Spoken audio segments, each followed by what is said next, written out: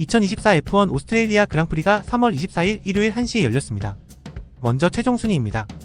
1위 카를로스 사인츠, 2위 샤를 르클레어, 3위 랜도 노리스, 4위 오스카 피아스트리, 5위 세르지오 페레즈, 6위 페르난도 알론소, 7위 랜스 스트롤, 8위 유키 츠노다, 9위 니코 헐켄베르크, 10위 케빈 마그누센, 11위 알렉스 알본, 12위 다니엘 리카도, 13위 피에르 가슬리, 14위 발테리 보타스, 15위 저우간유, 16위 에스테반 오콘, 막스 베르스타펜, 루이스 해밀턴, 조지 러셀은 각각의 이유로 리타이어하였고, 로우건 사전트는 알렉스 알본에게 경주차를 양보했기에 레이스에 참여하지 못했습니다. 다음은 오스트레일리아 그랑프리 관전 포인트입니다. 첫 번째, 네임드 드라이버의 초반 리타이어.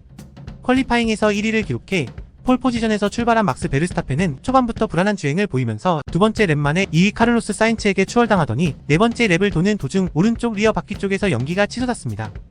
베르스타펜은 브레이크에서 연기가 난다는 메시지를 보내며 속도를 늦추고 피트인 하였는데 피트레인에서 불이 붙게 되면서 리타이어 하게 됩니다.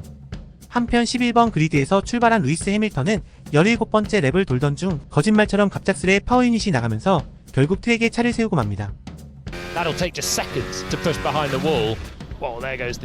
두 번째, 팀을 위한 희생은 가치가 있을까 윌리엄스. 윌리엄스의 알렉스 알본은 두 번째 연습 주행에서 6번 코너를 돌던 중 연석을 밟으면서 크게 사고가 나게 되었고, 결국 알렉스 알본의 차는 레이스에 참가할 수 없을 정도였습니다. 이에 윌리엄스는 알본에게 로우건 사전트의 차를 가지고 FP3부터 참가하게 하는 결정을 했고, 사전트는 경기에서 배제됩니다.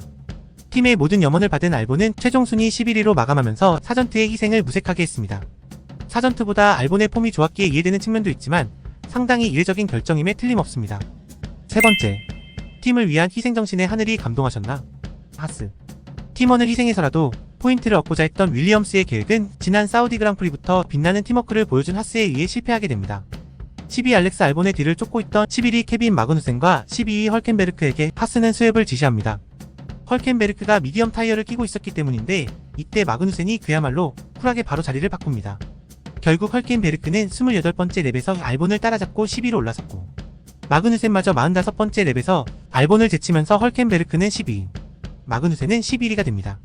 그렇게 경기가 마무리되나 싶었으나 7위로 달리던 메르세데스의 조지 러셀이 마지막 58번째 랩에서 6번 코너에서 알본과 같은 사고를 내면서 리타이어하게 되었습니다. 결국 헐켄베르크는 최종 9위, 케빈 마그누센은 10위로 하스는 더블 포인트를 기록하게 되었습니다. 네 번째, 이게 최선이야. 맥라렌. 네 번째로 눈에 띄는 장면은 바로 맥라렌 듀오의 스왑입니다. 29번째 랩까지 맥라렌의 오스카 피아스트리는 3위로 달리고 있었고, 그 뒤에는 팀메이트 랜도 노리스가 뒤따르고 있었습니다. 호주 출신 피아스트리의 포디엄 입성을 간절히 바라는 호주 팬들의 염원에도 불구하고 팀에서는 스왑 결정을 내립니다. 노리스의 페이스가 더 빨랐기 때문에 2위 샤를 르클레어를 노리스가 추격해주길 바랬기 때문이었습니다. 하지만 노리스는 샤르를 추격하는데 실패했고 순위 변동 없이 경기가 마무리된 것을 생각하면 피아스트리로서는 팀의 결정에 아쉬울 수밖에 없을 것 같습니다. 다섯 번째, 최고의 팀 성적. 하지만 페라리. 이번 그랑프리는 페라리의 사인츠가 P1, 샤를 르클레어가 P2로 끝났습니다. 페라리의 원투 포디엄은 그 자체로는 티포시들에게 엄청난 기쁨을 주었을 것입니다. 하지만 자세히 들여다보면 꽤 고민되는 지점이 있습니다. 먼저 카를로스 사인츠의 뛰어난 성적입니다. 사인츠는 올해 열린 3번의 그랑프리에서 참가한 2번의 레이스 모두 포디엄에 올랐습니다. 더구나 수술 후 2주밖에 지나지 않아 아직 몸 상태가 완전하지 않은 상황에서 P1을 차지한 것은 의미가 큽니다. 바레인 그랑프리에서 사인츠 대신에 차에 올랐던 올리버 베어먼은 경기 직후 인터뷰에서 목이 부러지는 줄 알았다고 이야기할 정도로 F1 레이스는 극한의 체력과 정신력을 요한다는 것을 생각하면 이번 사인츠의 성적은 그야말로 인간 승리입니다. 내년 해밀턴의 영입으로 시트를 잃게 된 사인츠의 올 시즌 성적은 과연 이 결정이 적절한가에 대해 페라리와 팬들에게 의구심을 줄 수밖에 없습니다.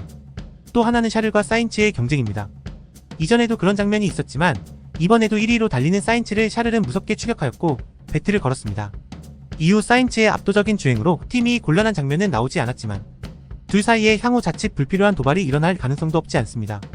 오늘처럼 편안하게 마무리되는 레이스에서야 크게 문제될 것 없지만 레드불에 비해 항상 조금씩 부족한 페라리가 팀 플레이를 펼쳐야 하는 상황에서 샤를과 사인츠의 과열된 경쟁은 자칫 뇌관으로 작용할 수 있습니다. 여섯 번째, 총체적 난국 메르세데스. 마지막으로 메르세데스의 초반 몰락입니다. 메르세데스는 오늘 결국 2명의 드라이버 모두 리타이어하는 최악의 성적표를 받아들었습니다.